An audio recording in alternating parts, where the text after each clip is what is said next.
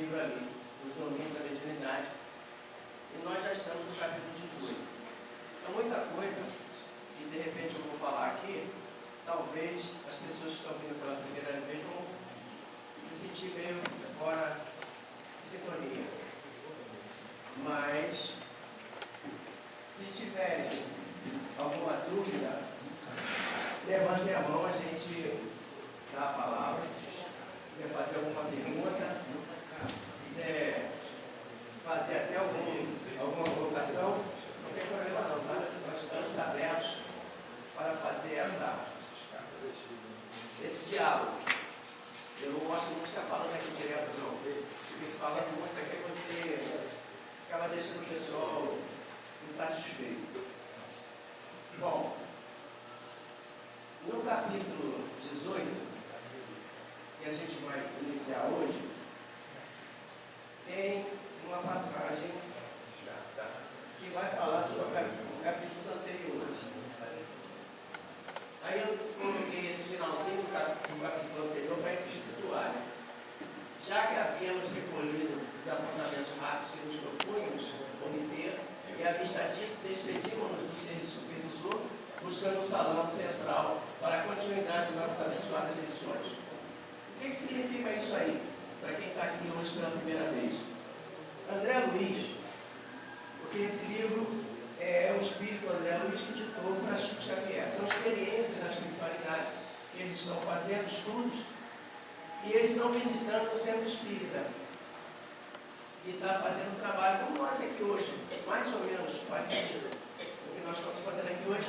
E eles vieram, ele, o Hilário e o Aulus, que é o supervisor deles, vieram fazer um estudo para ver como é que funciona o centro espírita, olhando pelo lado deles, pelo lado da espiritualidade. E, no caso, eles estavam dentro da sala de passe, estão saindo da sala de passe e estão voltando para o salão, igual aqui o nosso. E aí o capítulo 18 é justamente isso. Ele vai vir para o salão para continuar o estudo deles. Dona Ambrosina continuava psicografando várias mensagens interessadas aos presentes. Quem é Dona Ambrosina?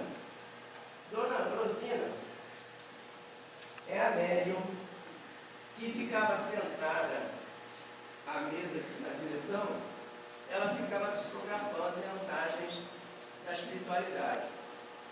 Hoje em dia, é raríssimas as casas que fazem reuniões dessa maneira. Eu me lembro quando eu era garoto, há alguns anos atrás, no Luz e Verdade, lá em Campo Grande, né, senhor? Ficava uma médium, todas as reuniões públicas, ficava uma médium na cabeceira da mesa e ela ficava recebendo comunicação, psicografia. E no final da reunião, antes de encerrar, ela lia as mensagens e se essa mensagem tocasse para alguém do público, ela entregava a mensagem para a pessoa levar. Podia ser até de algum irmão da espiritualidade, amigo de alguém dali que estava passando a mensagem. Então, hoje em dia, não se faz mais isso nas casas espíritas. É muito difícil alguma casa que ainda faça isso hoje. Normalmente a gente já faz só a reunião assim, dessa maneira. Porque a gente já viu que não funciona, e nós vamos entender isso aqui mais para frente no estudo de hoje, e não funciona muito em relação à melhora da situação da pessoa que está recebendo a mensagem. Não tem muita relevância. Entendeu? É interessante que a pessoa que está aqui assistindo a palestra, que ela entenda a doutrina, para ela poder até se situar numa condição melhor dentro do mundo que vive na nossa sociedade. E não achar que ficar recebendo mensagem do mundo espiritual vai resolver alguma coisa para ela.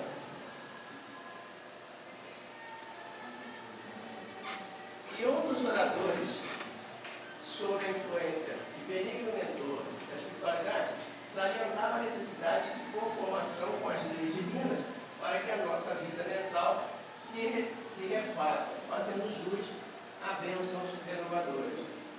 que ele está dizendo com esse trecho? Que o palestrante da noite estava fazendo a palestra em relação à influência benigna, né, da conformação que a gente tem com as leis divinas. E a gente precisa aprender a conviver com as leis divinas, com as diretrizes que o Pai Celestial colocou na natureza para nós. O Livro dos Espíritos, ele traz no capítulo, eu não me lembro agora o nome do capítulo, mas ele traz as 10 leis morais de Deus que regem o ser humano nas suas visões morais da vida. Né? Lei do trabalho, lei de destruição, lei de progresso, lei de procriação, e no final é a lei de amor, caridade.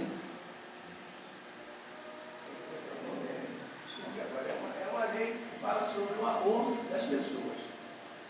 Essas leis, elas vêm fazer com que a gente aprenda a lidar no nosso dia a dia com os amigos, com os colegas, com os parceiros, com a vida no dia a dia. É mais ou menos aquilo que a gente viu ali no Evangelho. Ele vai falando sobre a conduta do ser humano na sociedade para que a sociedade seja pacífica,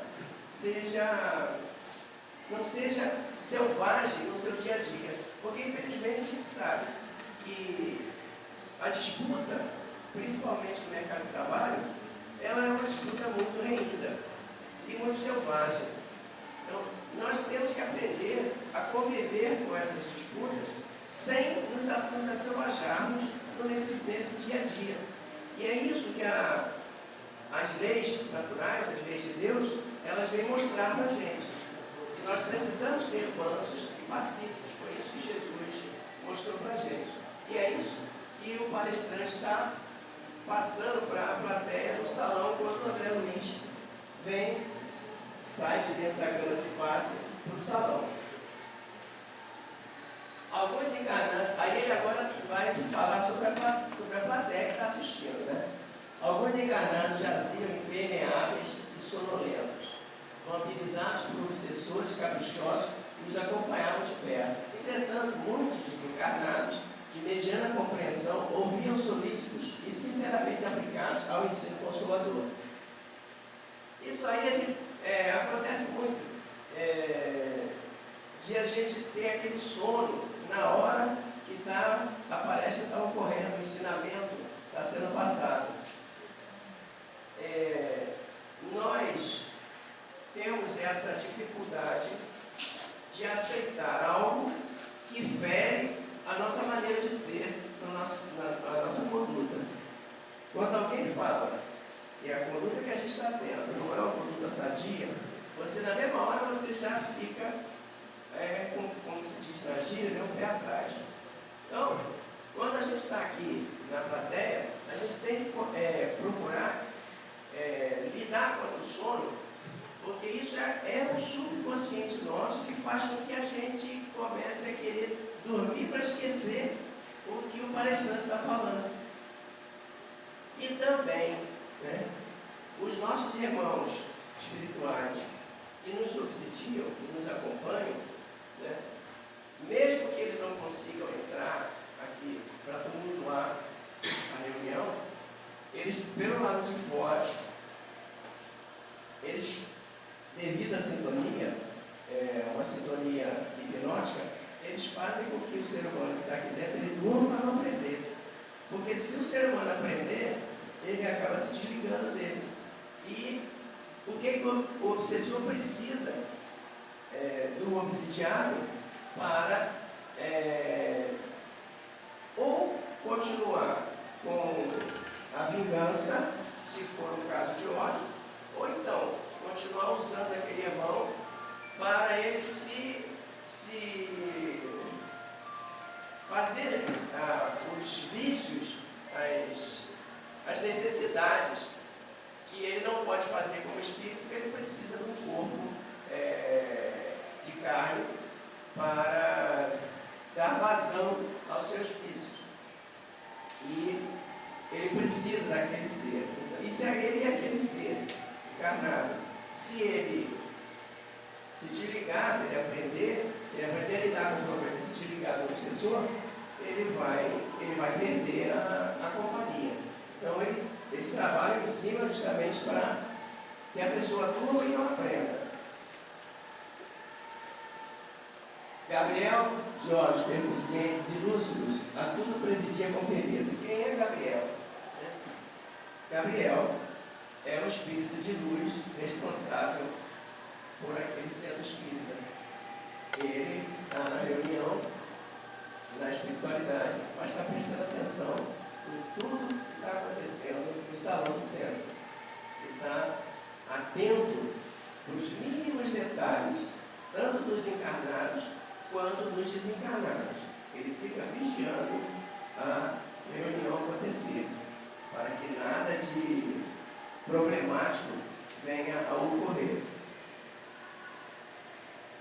Nenhuma ocorrência, por mínima que fosse, escapava à percepção. Aqui é um leve sinal seu, entidades escarnecedoras eram exortadas à renovação de atitude. Ali socorria-se o doente e ele indicava um silencioso gesto de recomendação. O que ele quis dizer com isso aí? São irmãos que vêm à reunião, mas não vêm na intenção de aprender, de assimilar ensinamentos. Vem por vir, às vezes acompanhando um outro, vamos observando, aí a pessoa vai. Aí chega aqui, começa a conversar, começa a rir, começa a brincar, e acaba atrapalhando quem está em volta, tentando aprender. Isso acontece. Hoje em dia já é mais difícil, porque normalmente, quando a gente se dispõe a ir para uma casa religiosa, a gente já vai com a intenção de receber ensinamentos. Mas antigamente as pessoas iam muito aos centros espíritas naquela de vou lá para ver se eu fico bom. No bom, na saúde corporal. Ele não estava preocupado em ficar bom moralmente, não. Estava querendo curar o seu corpo físico. Então ia para o centro espírita como se estava indo ao médico. E aí chegava lá e ficava conversando, estava atrapalhando até a reunião. E também, os irmãos da espiritualidade, isso também acontece também. Somos nós na espiritualidade. O que somos aqui, somos lá. Então, se não temos intenção de prestar atenção, de aprender, vamos conversar, quando o espírito vai acontecer a mesma coisa. Então, o Gabriel ficava de olho nisso e em volta do salão tem os irmãos responsáveis por chegar lá e dar um jeitinho, chamar a atenção, dar um passe, ajudar para que aquele problema que começou não se agrave ao ponto de atrapalhar a reunião, tanto no lado espiritual como dos encarnados. Era um pulso de comando forte e seguro, sustentando a harmonia, a ordem e a exaltação do trabalho. O Gabriel era o diretor da reunião. Contemplamos a mesa enorme em que a direção se processava com equilíbrio e irrepreensível, e fitando a médium, rodeada de apetrechos do serviço em atividade constante, Hilário perguntou ao nosso orientador. O Hilário é um dos alunos que está junto com o André, para aprender, para pesquisar o que acontece na reunião. E ali, no caso, é a médium, é a dona Ambrosina, que está psicografando. Aí está com um monte de folha em volta dela ali, psicografando e tal. Aí o Hilário pergunta, né? O Hilário é o perguntador, ele pergunta tudo. Aí ele é que faz a nossa parte na pergunta. Aí a gente tem que perguntar, né? Aí ele pergunta para a gente, por nós, né? Por que tantas mensagens pessoais dos espíritos amigos? Por que tanta mensagem, né, dos espíritos para a Ambrosina psicografar? Por que tantos espíritos ficavam passando mensagem? são respostas reconfortantes a companheiros que lhes solicitam assistência e consolo. É aquilo que eu falei no início. Hoje a gente não faz mais esse tipo de trabalho na casa espírita. A maioria não faz mais. Mas antes era feito assim. E Chico fez muito isso. Inclusive tem livros do Chico só sobre mensagens psicografadas por irmãos. E por que isso na época também? Porque a doutrina espírita ela estava ainda em um trabalho de aprimoramento. E esse aprimoramento trazia as pessoas muito mais à casa espírita por curiosidade, e não por vontade de aprender, de se melhorar. Elas vinham por curiosidade. E ouviam falar que os espíritos se comunicavam. Eles vinham para receber comunicação.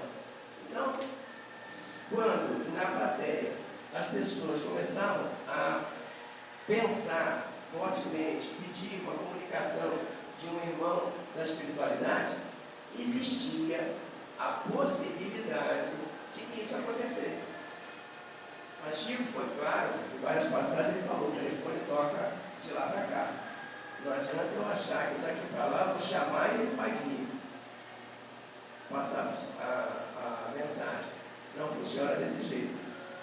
Porque para o espírito passar a mensagem de lá para cá, existem vários fatores que dificultam. Por exemplo, ele pode não saber usar o médium de psicografia. Ele pode não saber usar. Né? Então ele não tem como passar a psicografia. Existe a possibilidade de ele, se tiver merecimento, solicitar ao mentor da médium para passar a mensagem. Essa possibilidade também existe, mas normalmente eles não gostam de fazer esse tipo de coisa. Então, quando o irmão não tem devido treinamento para passar a mensagem, não adianta ele encostar na médium ali, porque ele não consegue passar a mensagem. Existe um trabalho na espiritualidade, inclusive eu li uma mensagem de um espírito mais psicografada, se não me engano, por Ivone da Malveira. E ele diz que ele veio várias vezes ali junto dela para tentar passar uma mensagem, mas foi para conseguir sintonizar com ela, para depois de umas 3 ou 4 sessões ele conseguir passar a mensagem. Ele precisou fazer um trabalho de treinamento com ela para depois passar a mensagem. Então não é a coisa assim de chegou, vai lá, no médium e passa a mensagem. Não funciona dessa maneira. Então por isso a dificuldade de que se recebesse as mensagens. E por isso as casas espíritas hoje em dia também não fazem mais esse tipo de trabalho.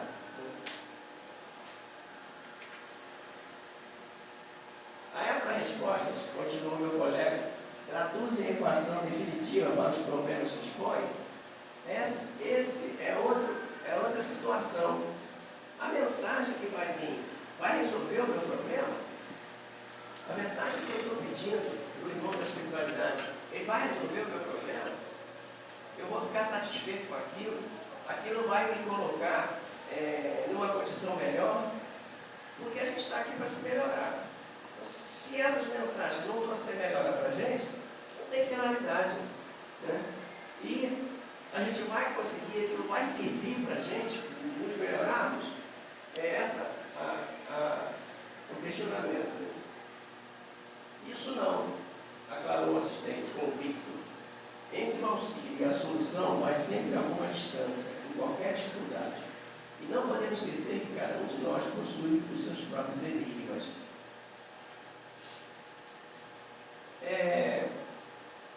Nós temos o nosso guia espiritual, nosso anjo de guarda. Ele nos fala sempre das situações em que estamos vivendo. Né? Ele chega para a gente, não vai por aí, o que você está fazendo não vai dar certo, vai dar errado. A gente segue. Na maioria das vezes não. A gente faz aquilo que a gente acha. Que tem que ser feito, que deve ser feito da maneira que a gente quer fazer. Adianta o espírito que vier do nosso amigo, a mãe, o pai, vir e falar para a gente: fulano, não faz isso, isso que você está fazendo não vai dar certo. Quando o vivo, ali do lado, fala e não resolve, desencarnado vai resolver. Esse ali, ela vai te ensinando essa mensagem aí, não deve ser da minha mãe, nem do meu pai, não. Preocupado com o que eu estou fazendo aqui. Então, esse tipo de auxílio não adianta, porque não vai resolver, não vai tirar a gente, às vezes, da posição errada que estamos seguindo. O que vai fazer com que a gente mude e que faça um final melhor é um aprendizado total dentro de nós mesmos.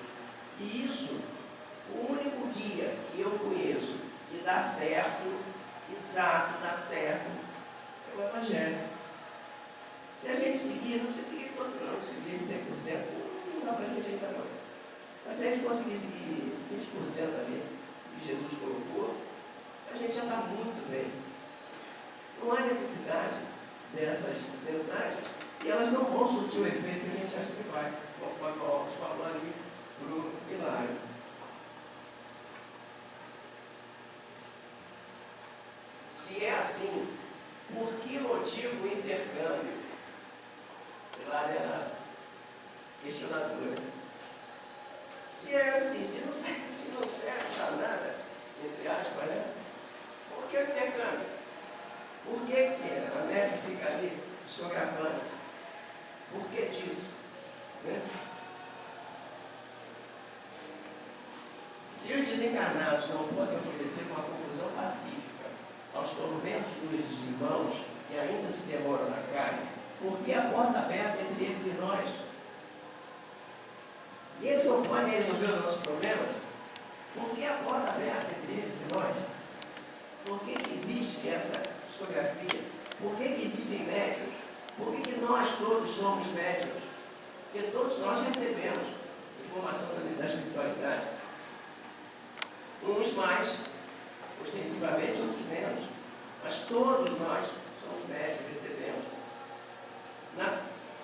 Vamos dizer assim, na menor hipótese de sermos médiuns, o nosso anjo guardião nos direciona, fala conosco, nos impulsiona para o bem.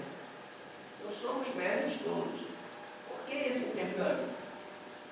Se ele não funciona do jeito que o Hilário gostaria.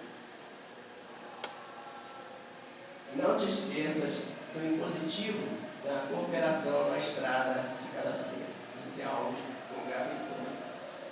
Na vida eterna, a existência do corpo físico, por mais longa, é sempre curto período de aprendizado. De alguma maneira, aquilo vai servir de aprendizado. Muito mais aprendizado vai vir, não naquelas comunicações assim, muito pessoais, mas naquelas comunicações que vêm na mesa mediúnica de irmãos que aqui, encarnados, praticaram atos e hoje em dia estão passando por problemas na espiritualidade. Essas comunicações vão trazer ensinamento para nós. E na mesa mediúnica a gente recebe muito isso. Muitos irmãos que reclamam que hoje estão sofrendo na espiritualidade porque aqui praticaram atos que não deveriam ter feito. Esses sim, essas comunicações são interessantes para nós, porque elas mostram para nós como é que nós temos agir aqui para quando passarmos para a espiritualidade não arcarmos com o sofrimento enorme daquelas atitudes erradas. Porque quando estamos na espiritualidade não conseguimos fugir dos nossos erros. Aqui, quando encarnados, a gente até consegue colocar um abafador em cima, aí erramos, mas vamos esquecer isso aí, isso foi lá para trás, 10 anos, 12 anos atrás, né? Já passou, a gente consegue tocar a vida. Mas na espiritualidade, isso não funciona, porque lá, quem vai cobrar a gente é o nosso subconsciente, a nossa mente. E nós vamos estar com um problema a todo instante na nossa frente. Então não tem como fugir do problema lá. A gente tem que evitar levar ele para lá. Então, o nosso crescimento espiritual vai fazer com que a gente viva melhor no mundo espiritual, que é a verdadeira vida. É lá que nós vamos passar 200, 300, 500, 800 anos. Aqui a gente passa 60, 70, 80. Então, se a gente vai viver para a eternidade do lado de lá, então temos que fazer uma condição de vida que lá seja boa. Imagina você ficar 200 anos na espiritualidade, sofrendo por um erro que você cometeu aqui, às vezes em 15 minutos, em 10 minutos. Mas vai acontecer, e a tua mente vai te cobrar. Então temos que evitar errarmos deliberadamente, principalmente no agrado aos nossos semelhantes.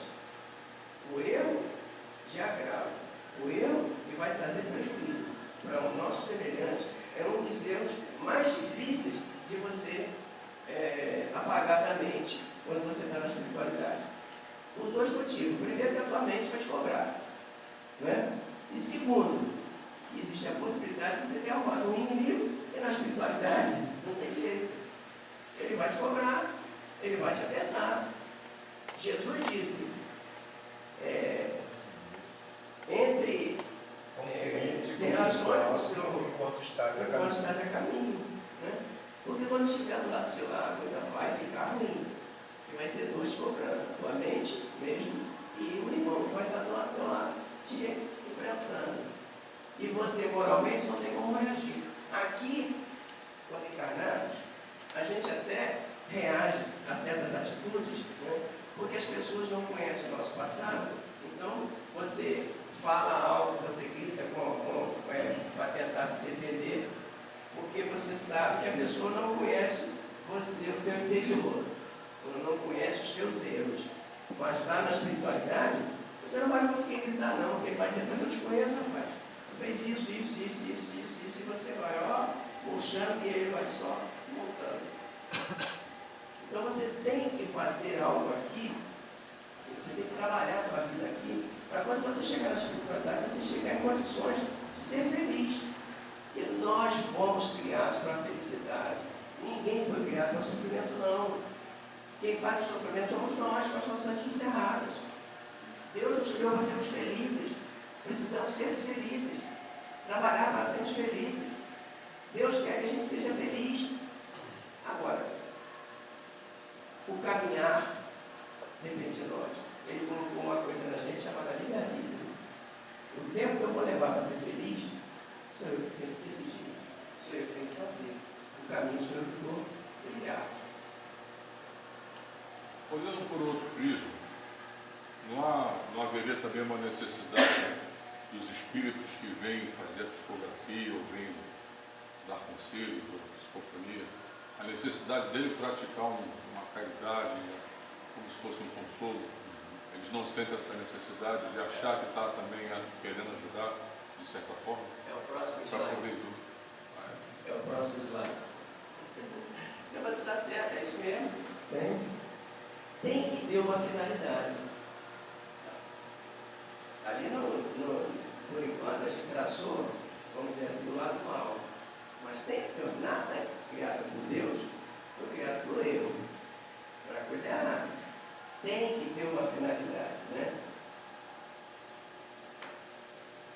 E não nos cabe olvidar que a Terra é o campo onde ferimos a nossa batalha evolutiva, né? Não devemos esquecer que a Terra é o nosso campo da nossa batalha evolutiva. É aqui que nós evoluímos.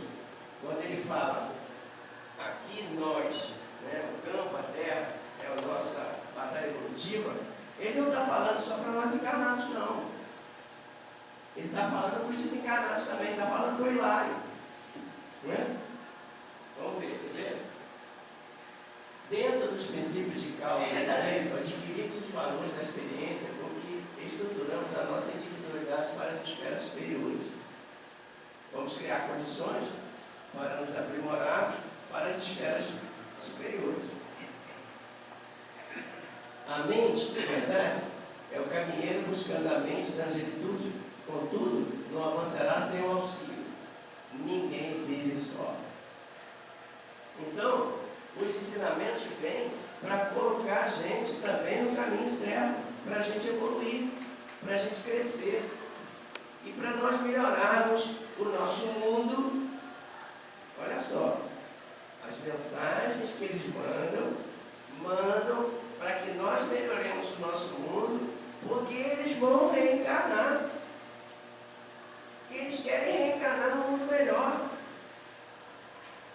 Então eles se preocupam em passar essas mensagens, em ditar esses livros, porque eles sabem que se nós nos melhorarmos, se a sociedade melhorar, quando eles reencarnarem, o mundo vai estar melhor, vai ter menos sofrimento, vai ter menos dor.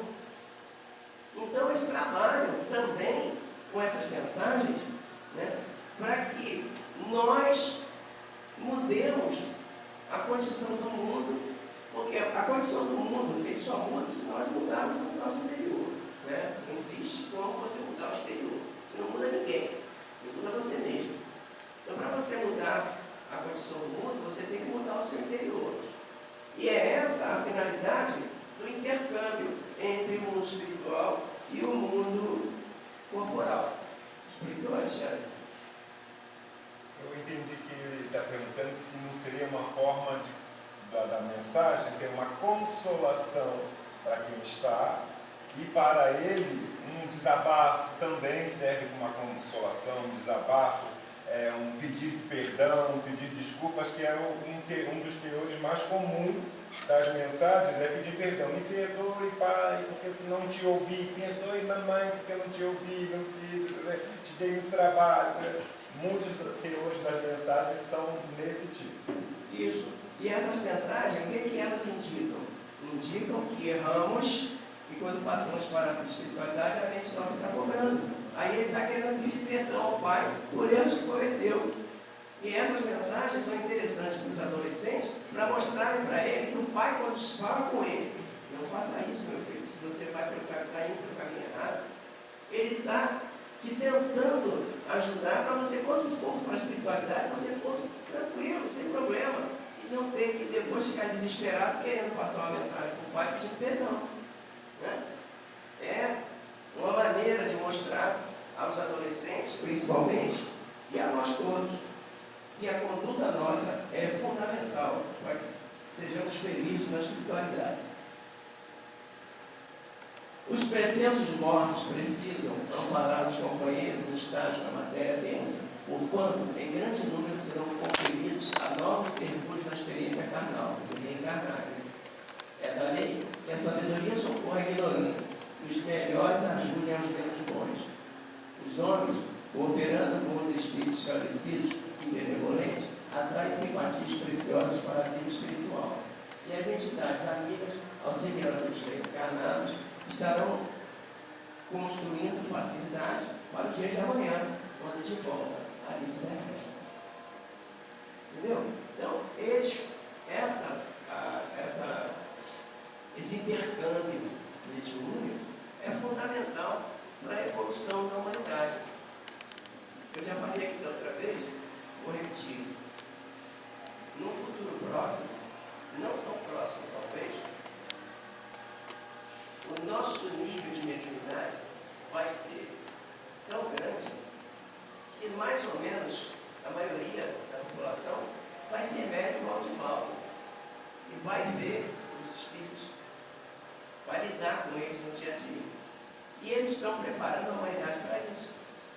Porque o ser humano vai chegar a esse ponto, vai chegar ao ponto de estar diretamente ligado nos dois mundos, porque um está penetrado no outro, não são independentes. O mundo material não é independente do mundo material, do mundo espiritual. Eles são entrelaçados. E nós estaremos vivendo nos dois, conforme no livro dos Espíritos fala, com os mundos adiantados. É assim.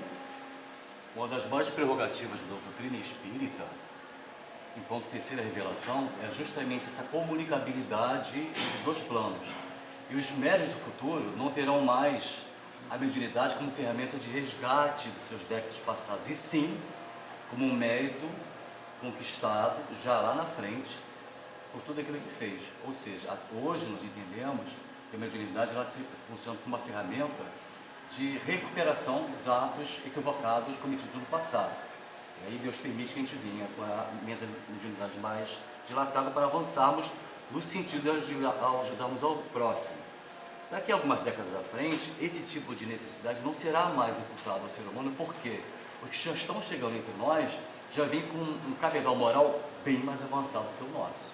E aí sim a mediunidade vai se dar como uma forma natural de comunicabilidade com o plano espiritual. Isso é o chamado sexto sentido.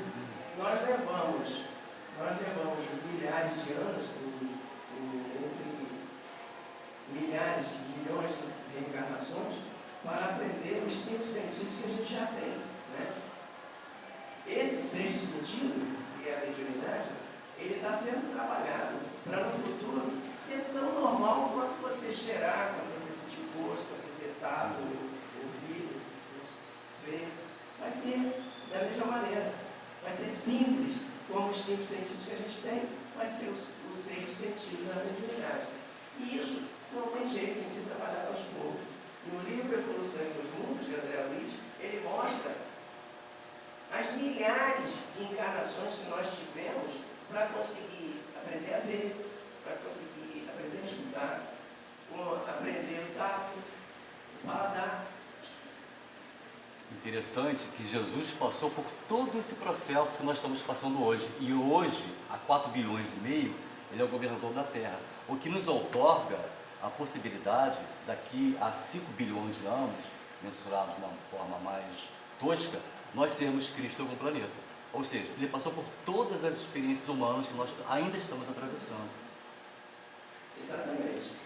Continuando. Sim, compreendo. Então, o Hilário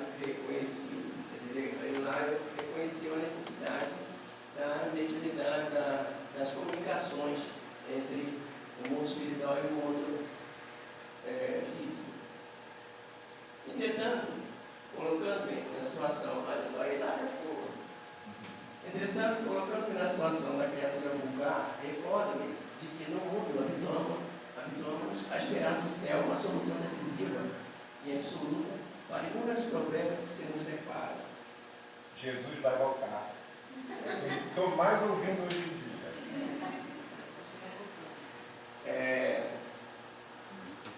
Sem aqui estar falando mal da religião de ninguém, tá? Nós não temos essa pretensão de sermos melhores que ninguém. Mas nós sabemos que tem muitos irmãos que acham que a coisa vai cair do céu. Né? Existe até uma brincadeira e a pessoa estava em cima do telhado, até me lembrei quando o pessoal do Rio Grande do Sul, e estava em cima do telhado, a casa alagada, tudo alagado, terreno, tudo. Aí vem um cara num barco, vambora, sai daí. Não, Jesus vai me salvar. Dispensou o barco. Aí daí veio o helicóptero, veio para cima, o cara tentou. Não, Jesus vai me salvar. Dispensou o helicóptero. Aí automaticamente a casa caiu e morreu afogado. Chegou do lado de lá, aí disse que Deus está com Jesus. Aí ele, o senhor não me salvou, eu confiei tanto no Senhor, eu frequentava lá a minha religião, virava orando no Senhor, o Senhor me salvou. Mandei uma canoa, mandei um helicóptero, você não quis, não posso fazer nada, eu já fiz desse tipo. É mais ou menos por aí. Isso é uma brincadeira, uma piada, mas é por aí. Infelizmente a gente tem irmãos que acham que tem que ficar aguardando cair do céu. E não é por aí. Temos que fazer a nossa parte. É fundamental. Eles passam mensagem de lá para cá? Passam. Mas eles não trazem a fórmula pronta. Não trazem. O cientista que não corre atrás não. E que não pesquise, que não fique ali tentando resolver o problema. Não faça que nem o Thomas Edison, que ele errou milhares de vezes até inventar a lâmpada. Não tente não, para ver se você vai conseguir fazer. Não vai, porque eles não vão trazer o troço mastigado. Não vão. Eles precisam, eles sabem que nós temos que desenvolver o nosso intelecto. E o desenvolvimento do intelecto é através da tentativa, do exercício. Do esforço. Do esforço, do exercício. Você só vai se inteligência exercitando ela. Semelhante atitude, porém, acentuou o orientador, decorre da antiga viciação mental do planeta. Para maior clareza do assunto, rememoremos a exemplificação do Divino Mestre. Jesus, o governador espiritual do mundo, auxiliou a doentes e aflitos, sem retirá-los das questões fundamentais que lhe dizem a respeito. Jesus não sacou ninguém da sua ação. Ele só disse, vá e não peques mais. Tem uma passagem no livro Boa Nova que Jesus, ele terminou uma reunião em uma daquelas casas lá na beira do lago de Jerusalém. Aí ele saiu, sentou debaixo de uma árvore, sozinho, né? Aí Pedro chegou perto dele, ele estava chorando. Pedro viu as lágrimas. Aí Pedro, chefe, mestre, que choras? Nós fizemos um trabalho maravilhoso hoje. Ele disse assim, Pedro, mas aquele irmão que desceu lá na cama, no meio do ambiente, e eu curei, ele estava no bar agora, se divertindo lá na taberna. Eu curei ele, mas ele não se curou, ele não se melhorou, ele voltou para a escola. Então, ele fez a parte dele, agora nós temos que fazer a nossa. Ele não vai tirar a gente do problema, ele vai ajudar a gente a resolver o problema. Aí ele está a coisa, né? Ajuda-te e o céu te ajudará. Exatamente, é isso aí mesmo. Zaqueu, rico, prestigiado pela visita que lhe foi feita, sentiu-se constrangido a modificar a sua conduta. Zaqueu, a partir daquele momento, virou outra pessoa, melhorou ele dentro dele, mudou a maneira de ser dele. Maria de Magdala, que recebeu carinhosa atenção, não ficou livre do dever de sustentar-se no árduo combate da renovação interior. Essa é outra irmã que a gente lê a história dela, você vê que costuma no português o pessoal dizer, mudou da água do vinho. Ela era dissoluta, quase foi apedrejada, e Jesus disse, não te condeno, não te condenar, eu também não te condeno. Agora vá e não peques mais, para te acontecer coisa pior. E ela mudou da água do vinho. Ela foi sendo uma das melhores discípulas de Jesus. E no final da vida, ela foi cuidar dos leprosos no vale, na época no vale dos leprosos. E acabou que ela, não é questão de karma, né?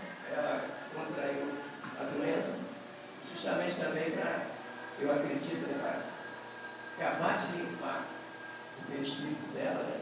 O espírito que tomou anteriormente. Quem tiver interesse, e nós sugerimos fortemente, assista uma palestra do Divaldo Franco sob esse título, Maria de Magdala. É emocionante, porque no final, quando Maria de Magdala, ou Maria Magdala, ou de Magdala, Madalena, percebe que já está no final da sua existência, ela caminha 2.000 quilômetros a pé, já com todo o corpo em chaga, até Éfeso, na Palestina, sai de Jerusalém para Éfeso, e lá ela vai se encontrar com quem? Com Maria e com João Evangelista. 2 dias depois ela desencarna. Quem vai receber Maria de Magdala? O próprio Mestre. Isso aí. Lázaro, erguido das trevas do sepulcro, não foi exonerado da obrigação de aceitar, mais tarde o desafio da morte. Não tem como. O nosso fim é essa morte, aqui no mundo material. Porque morrer nós não morremos, nós trocamos de condição, trocamos de mundo. E não tem como você evitar. Eu vejo aí às vezes assistindo nas notícias os cientistas trabalhando aí para criar algum jeito de o corpo durar para ser um limite de idade. Eu fico olhando, eu fico lendo a notícia e fico rindo, porque não existe como, você não vai ter ser eterno nesse corpo de carne. Não vai. Vai chegar um momento, chegou o teu limite, o corpo pereceu, não te aguenta mais, você vai ter que sair dele. Né? O problema das doenças, a medicina está aí justamente para aliviar nossas dores. Faz parte da bondade de Deus essa medicina para nos aliviar. Mas não pense que a gente vai ficar aqui na semente, como dizia minha mãe, não vou ficar na semente não, olha o quando é assim que funciona. Até ocorreu um boato nos anos 70 de que o Walt Disney tinha pedido para congelar o corpo dele depois da morte, na esperança da ciência um dia poder reanimá-lo. Esse boato correu muito forte nos anos 70 e alguns acreditam até que ele teria feito isso mesmo. Bom, se ele fez, eu não sei. A prenúncia da tal criogenia, né? Se ele fez, eu não sei, mas que tem gente que fez, tem. Tem corpos congelados, aguardando para um dia, né? Seja, é aquela mesma noção que os faraós tinham no Egito. E aí, para terminar, Paulo de Tarso foi por ele distinguido como um apelo pessoal às portas de Damasco. Entretanto, por isso, o apóstolo não obteve dispensa dos sacrifícios que lhe cabiam no desempenho da nova missão. Segundo reconhecer, seria lógico aguardar o desencarnado a liquidação total das lutas humanas. Isso significaria furtar o trabalho que corresponde ao sustento do servidor, ou subtrair a lição ao aluno necessitado de luz. Não tem como subtrair, não tem como. Não. O esforço é nosso, nós temos que colocar a mão na massa. Né? E quem quiser entender a saga de Paulo, tem o livro Paulo Estevam. Olha, o cara, ele passou uma saga mesmo depois que ele aceitou trabalhar pelo cristianismo. Obrigado.